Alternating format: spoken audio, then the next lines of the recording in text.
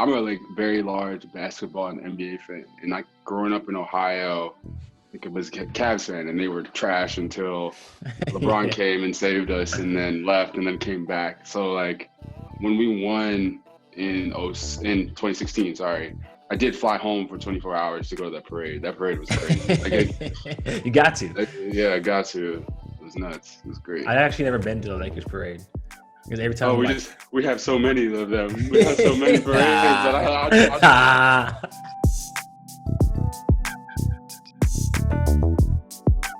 What's going on, everybody? Welcome to Without a Roadmap. This is the show for product folks who don't have all the answers. My name is Yonas, here with my co-host Cameron Curry. Today, joined by a very special guest today.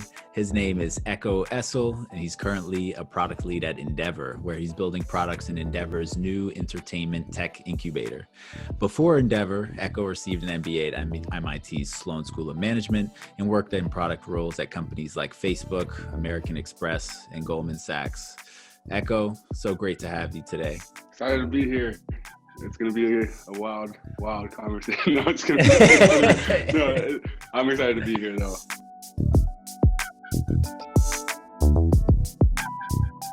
a fun fact about Ekow is that he's good friends with Parlor CEO Keith Frankel. Keith's my guy. I got all the dirt on Keith from college, so we can have a special episode afterward, depending on how this one goes. Yeah, the CEO edition. Yeah, we can't even get Keith on the show with us, so maybe you got pulled for that. Yeah, if I ever need to get a raise, I can just Ekow, just give me some blackmail real quick. Let me go there. That's gonna cost you. Very fair. So Ekow's joining us today. First episode going out from the month of February. Shout out to Black History Month. Also speaking in terms of all things Black, Ekow is also on Blackout Step Team, which is where I met our CEO Keith. So we're connecting all sorts of dots today. But really excited to have Ekow, really established product leader, join us.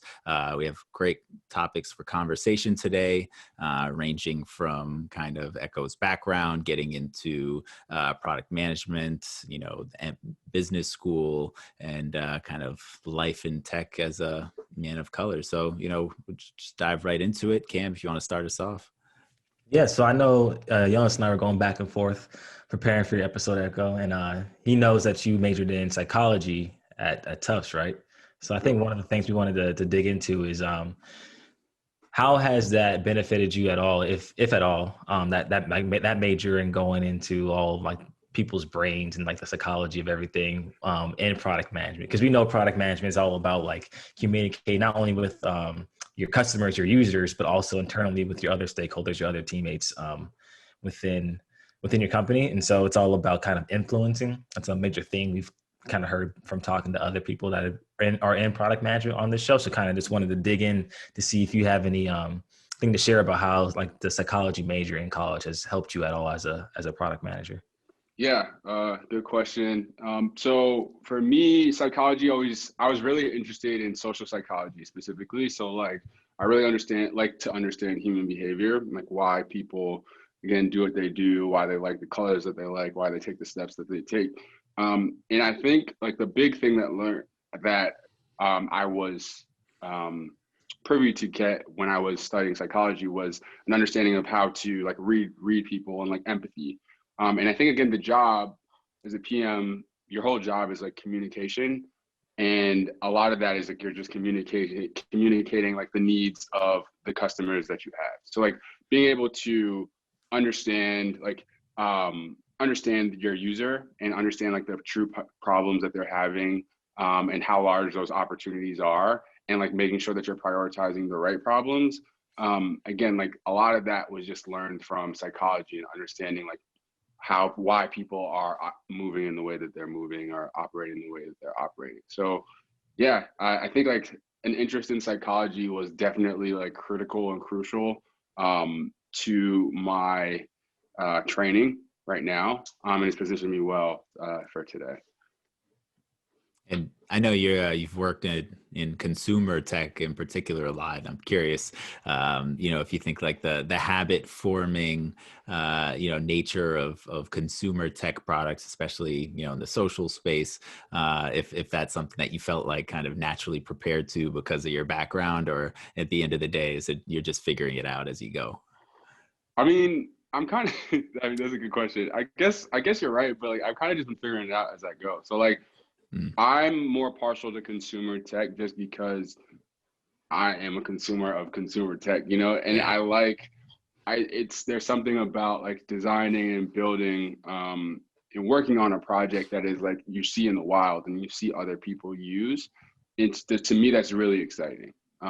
It's really, really exciting. Whether the feedback is good or bad, it's good because like you learn either way. But like I just like seeing people who I don't know or like don't know that well use things and like provide feedback. So yeah, I kind of just angled toward consumer tech just as a personal interest, but it was more like I'm just figuring it out.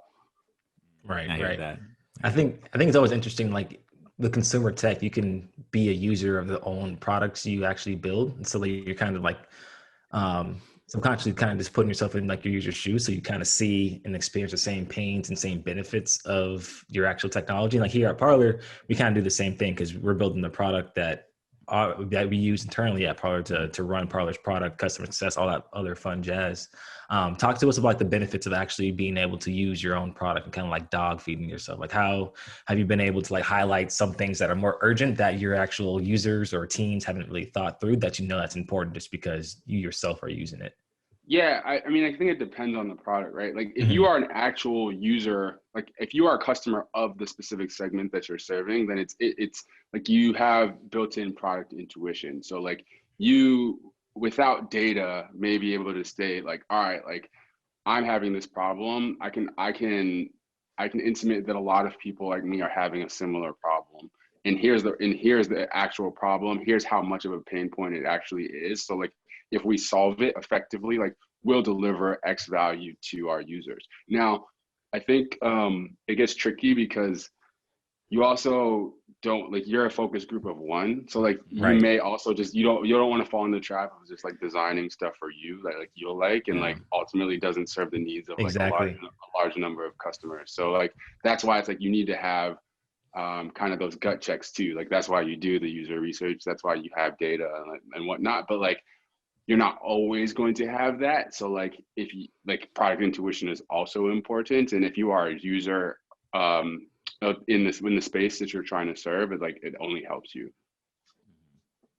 Yeah, that bias is real.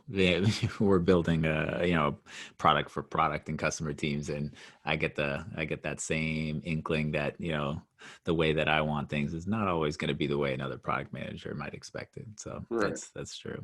But looking back, so after having studied psychology, you were able to find your way into product roles, maybe not within the kind of tech industry that a lot of people think of. You're more in the financial companies and these product roles and program manager roles. I'm curious, like what your thoughts were in kind of going into the finance realm, but working in kind of on the digital sides of teams. Was it, oh, I want to work in finance and this is where I have a skill set, or I want to be in product, but this is just a way in?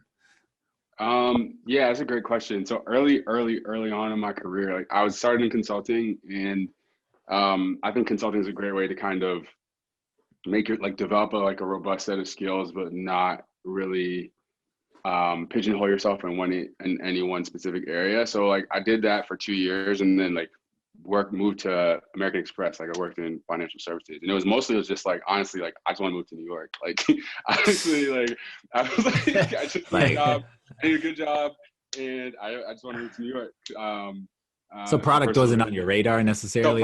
So probably wasn't on my radar. Like early on, again, like I graduated like I'm like older than you guys, so like at the time, like product wasn't like a very widely talked about and like widely adopted profession. Like you didn't have like career tracks often like steering you in that direction. So at American Express, I'm actually really lucky because I started working on a team called Digital Partnerships and Development, and we were tasked with getting millennials to open American Express card accounts with partnerships with more culturally more companies with more cultural capital, I would say, amongst millennials, right? So it was like we partnered with Uber, we partnered with like Samsung and Apple, things like that.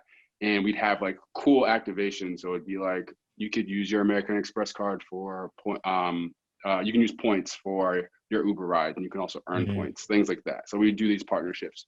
And I was doing customer experience work. Cause again, like naturally within my psych background, like I was interested in like improving customer experience and servicing.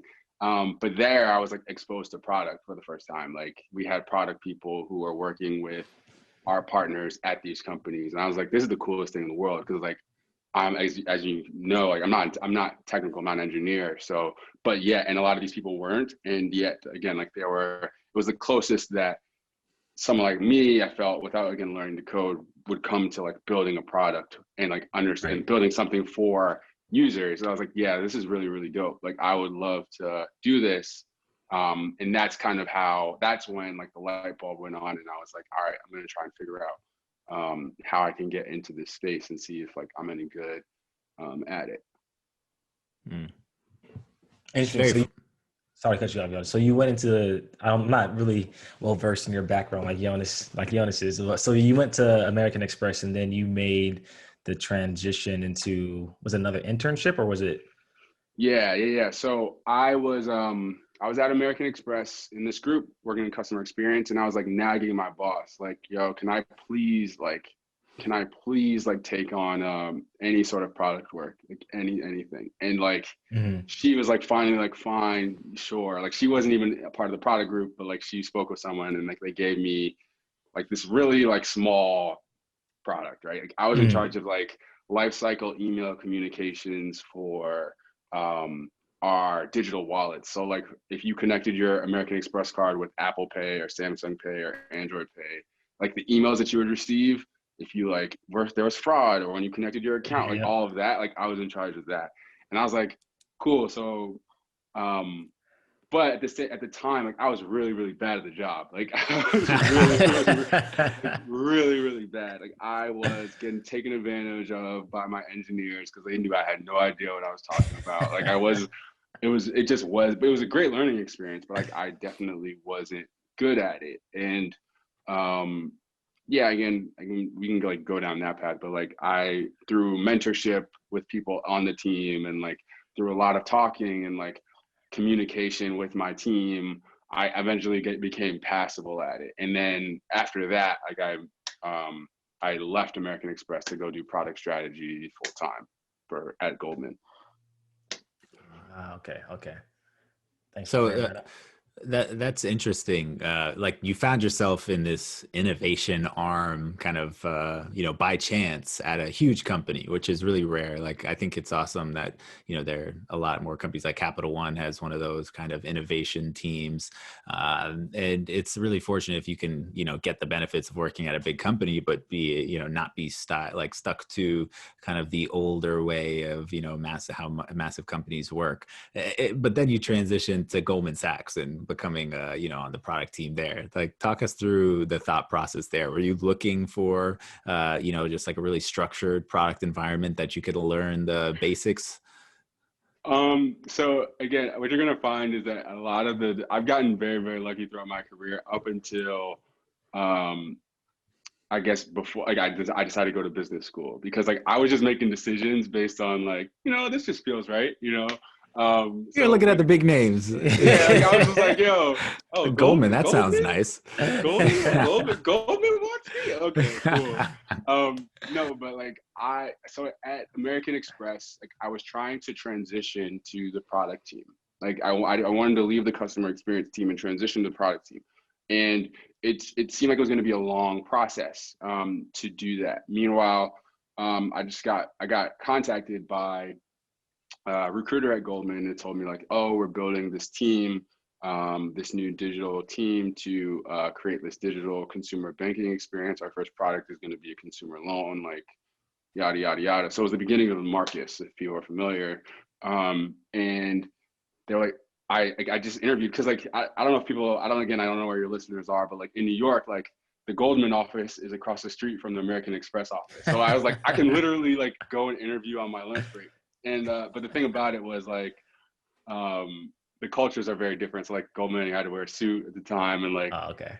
and like American Express, like I could wear collared shirts. Like I had developed this whole scheme. Like I gave a suit to my friend at Goldman. I was like, all right, I'm gonna come change and then put it on, interview, and then come back. But anyway, like, so I got the job, and I was just like, okay, like doing the pros and cons, weighing the opportunity to like actually transition to product at a company, like a well-established company.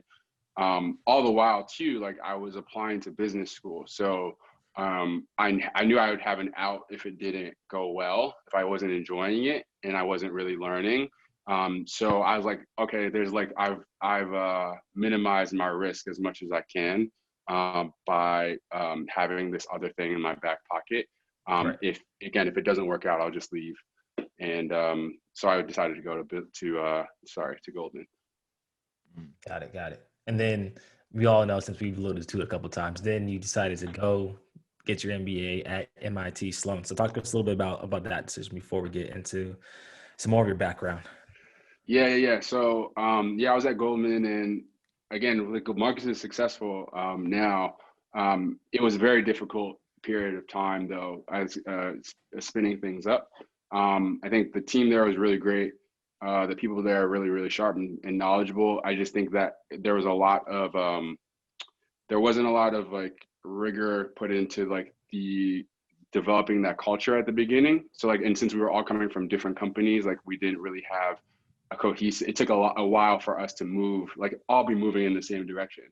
And to me, I had this, I was trying to become a product manager, and I'd been kind of put in a position where I was just going to do product strategy. So I was focusing a lot on like the understanding of the product space and like identification of the solution and like our feature set, but I wasn't really getting to do like the executional element, like working with the engineers and like pushing things forward. And so I felt like, okay, again, I applied to these schools with specific goals, and I can talk about that too. But like, apply to these schools with these specific goals. Like, if I get into like one of my top choices, like I'm just gonna go and like learn through academia and like apply myself in different ways. Because like ultimately, like I want to become a PM and work in a more traditional tech company. And then fortunately, again, I was able to get into one of my top choices and move to and go to business school. I'm sensing a trend. Homeboy finds his way to all the top spots. So I mean, that's just something to show that you've been putting the work in. I mean, I either that or I can just talk. Like I'm good at talking. I'm good at talking. Yeah. Good at talking. So business school is a really like interesting topic for in the product community. Like there's a group of people who think it's really important to being successful, moving up the PM career ladder, and there's some folks who think it's completely like unnecessary, waste of money. Our CEO might fall in one of those two camps. So I'm not gonna point any fingers or make any judgments, but I'm curious, what did you go into business school hoping to learn the most, and what do you think you came out of it? What was the most important thing that you left with? Yeah, so I was trying to do three things by going to business school. One, I wanted to get a more traditional business acumen. So again, like I'd been fortunate enough to like find my way into like Goldman Sachs and American Express, like very well-known banks, and I didn't really know how banks made money. Like it was problematic because again, like I studied, like I loved my psych background, and I think I'm very appreciative of that. But like in school, like I didn't take any like economics courses, finance courses, or anything, and I really just wanted to, get that knowledge, because I thought that it was going to serve me better no matter like what I did moving forward. Two, I really wanted to develop like entrepreneurial skills. So I think, again, everyone like has, well, I don't want to say everybody, but like people have dreams of like, oh, I want to go and work for myself and do these things and like cultivate that skill set. And I felt business school was like a good way to like learn those skills in like a risk, like I'm pretty risk averse too, in like a risk averse way. Yeah, it just gave me an opportunity to develop that. So I really wanted to go to a school that was going to like help me harness that. And then third was just like develop like tangible and intangible skills around working in tech. So again, like I'd worked as a consultant, and I'd worked in like tech adjacent roles in non-traditional tech companies. Like I really wanted to just transition into a more consumer tech business. And I think like what the thing about the MBA is like, yeah, I have my opinions about the degree. I don't necessarily think it's important for everyone, but one thing it's very, very good at is allowing you to transition. And again, like if you were to just look at my resume pre-MBA, like you would just see this finance bro, like, and like, so those 2 years were like invaluable to me, because like for whatever reason, like going into getting your MBA and then coming out, like people are just going to look at you a little bit differently or give you a different chance. Like, just by nature of like having, like being like going through a program. So to me, I thought it was very, very valuable in terms of just affording me an opportunity to transition careers at a pivotal time. Right. I think like a lot of the folks that are in the other camp of like not MBA not being that important or that valuable if you wanted to break into tech, or kind of influencing or telling people to like to try to switch teams like within the company to get their start in a more product manager type role. So I think there's like two camps, and there's obviously pros and cons to both of them. Yeah, and I honestly think like it's like getting into tech. Like I don't think that I would have necessarily. I don't think I needed an MBA to get into tech. Like I really don't. Like MBA is really good at a few different things. But I don't think, again, like it was necessarily, I'd done product strategy. I'd had like a little bit of product experience. Like I probably could have gone to work in a more traditional tech company, but maybe not as a PM right away. Mm-hmm. And then like made my way over with like working hard enough and like doing what I needed to do. But like, I felt like the MBA was a good way to shortcut it. Right. And it, yeah, unfortunately worked out. Yeah.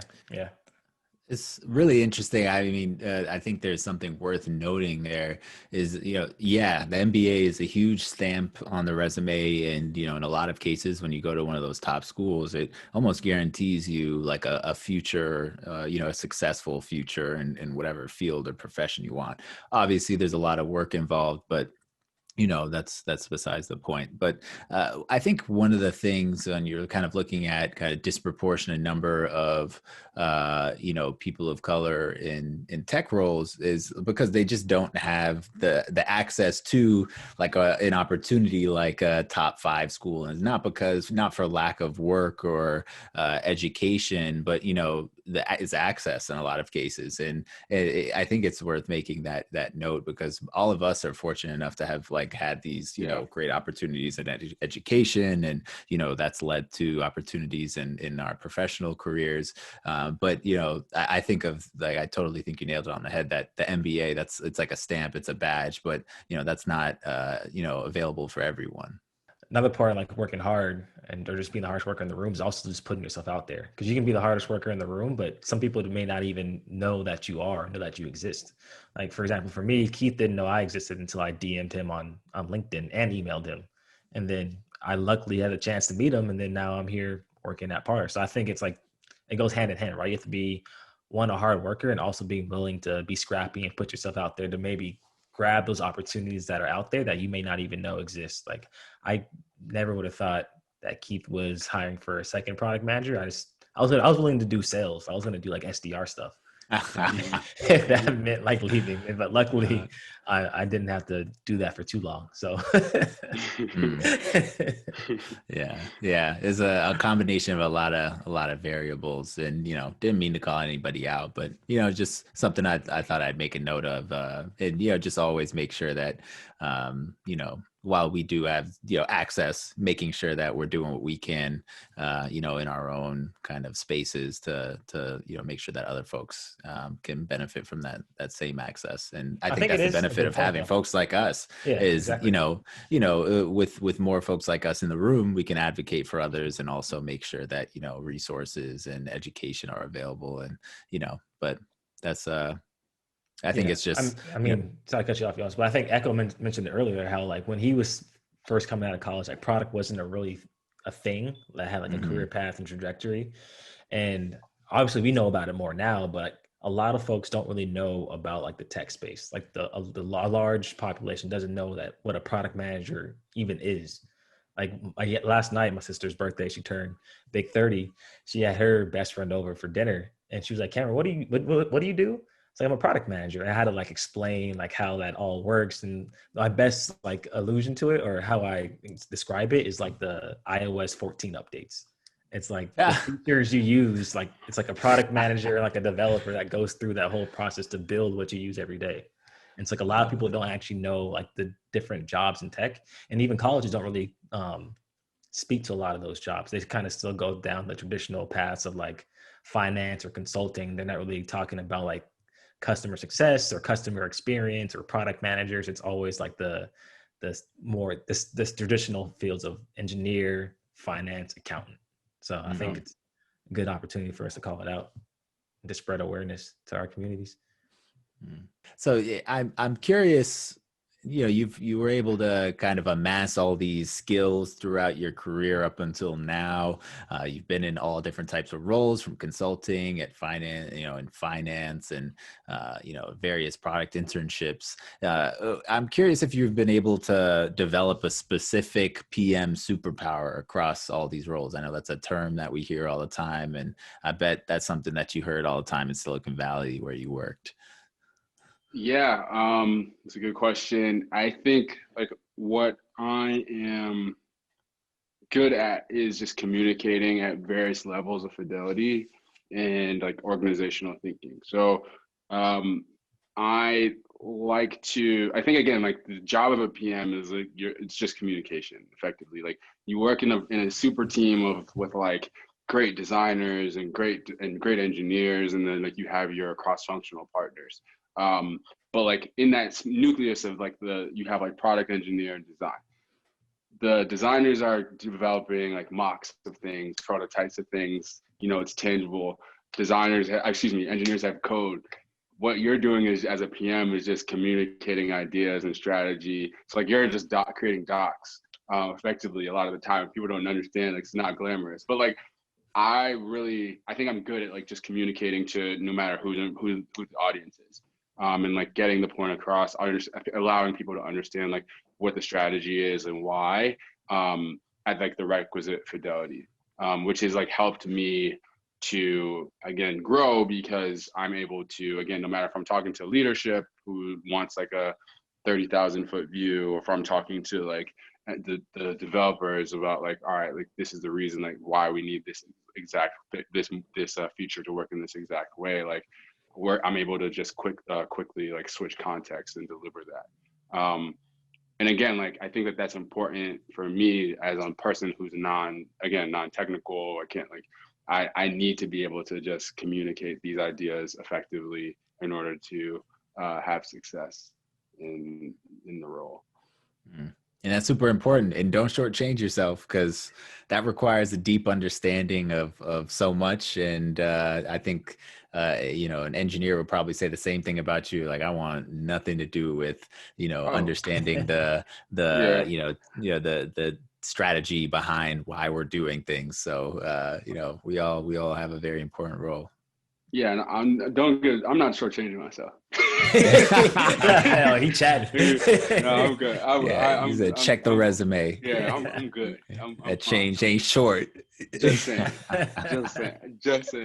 We're not. Can't be good at everything. Yeah. So talk to us a little bit more about like how like some of like your communication like strategy tips, maybe like just to help some of our listeners out there that are just either trying to Yeah. improve upon that part or just breaking into the product. I think like I'm very like my communication style is like I'm pretty easygoing and like personable. I like to inject a little bit of humor into things. I think people appreciate that in the workplace just generally. Also, I'm like pretty transparent. So with my engineers as an example, like I'll tell them right off the bat, like, listen, like I'm not the most technical. I'm probably gonna ask you a lot of dumb questions. Like it's just gonna help. Oh man.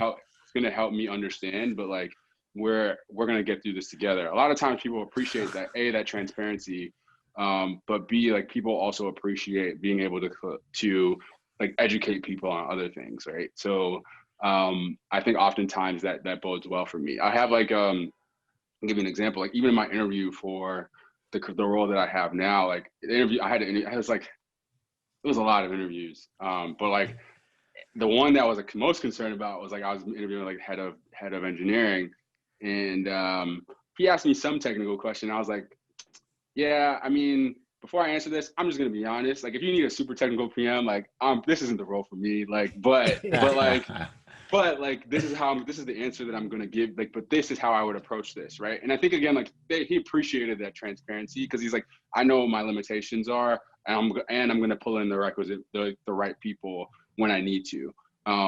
So I think again, I don't know if I've given like I think like that's a complete picture. Like I'm pretty transparent. I'm very much like I'm a little bit self-deprecating in my humor as well, which I think gives people some comfort. But then additionally, it's like you have to put in the time. Like it's work too. Like you have to put in the time outside of like in the meetings and whatnot to like understand these things so that you can communicate the right fidelity based on the audience that you're communicating with. I think like that is something like I will say like I was able to kind of harness a little bit more just like communication in business school. Like everyone thinks you go to business school. I was like, I'm going to learn about, and again, like I said, like I was going there to like learn about business, like learn about finance and whatnot. I don't know anything about finance still. Like I Google everything. He says still. But, I do think like a lot of the benefit was seen in learning how to communicate to different types of people. And I think that has been something that I've continued to like refine in the workplace because like all you're doing is like especially in our job, like you're just communicating to different people all day. Right. I think you brought up a good point. It was like how you're transparent, the fact that you know your own limitations and like you're willing to be vulnerable in that moment and say, hey, I don't know all the answers, but I'm going to work my best and try my best to figure it out or get the necessary help. I feel like that's a huge part in just being like a good teammate is like acknowledging when you actually do need help rather than trying to spend like weeks trying to figure out something that could ultimately have been brought right in like 5 minutes. But just by asking somebody else on your team, like, hey, I need help with this. I also think though that was like I kind of had to unlearn old habits and relearn that right. Because working in finance, like you're expected to be perfect. Like you're expected to be perfect and not make mistakes. Like mistakes aren't okay. And as a result, like part of that also is like you don't really have autonomy. Like you're going to make these small incremental decisions and like always ask leadership to get for like their approval before you move forward. And again, like I wasn't working I wasn't a banker, but like we took our cues from like the culture of the org, right? So I had to unlearn that. I remember like the early feedback, like when I first started working as a PM, like at Facebook outside of like after business school, like was like, yo, like you're just moving too slowly. Like why are you always asking me for like my opinion? Like you just do it. And I'm just like, what? Like you trust me? So much power. It's like, yeah, exactly. It's just like, oh man. But I had to like unlearn that and like relearn this behavior that like, again, like, all right, like they've hired smart people with the thought that like smart people are going to get things done. Right. And again, like our job is so heavily communicative. I just kind of lean into, again, what I learned in school to deliver on like the communication in the different areas of communication. Right. Mm. Right. Well, Ekow, it was a pleasure having you on. I appreciate you hopping on and allowing us to speak with you on this glorious day as we celebrate Kobe Bryant and the Black Mamba's life. Yeah, happy to be here. Thanks again for the opportunity. Edit out anytime that I said and no, yeah, this is great. I think what y'all are doing is awesome. So happy. Let me know if you need anything in the future. All right, man. Appreciate you. For everybody out there listening, make sure you follow, like, and subscribe. Smash that like button.